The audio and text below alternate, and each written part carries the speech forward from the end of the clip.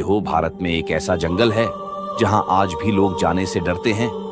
कहा जाता है कि इस जंगल में अजीब अजीब आवाजें सुनाई देती हैं। कई लोग अचानक रास्ता भटक जाते हैं और रात होते ही यहाँ का माहौल डरावना और रहस्यमय हो जाता है। स्थानीय लोग मानते हैं कि यहाँ कुछ ऐसा है जो इंसानी आंखों से दिखाई नहीं देता।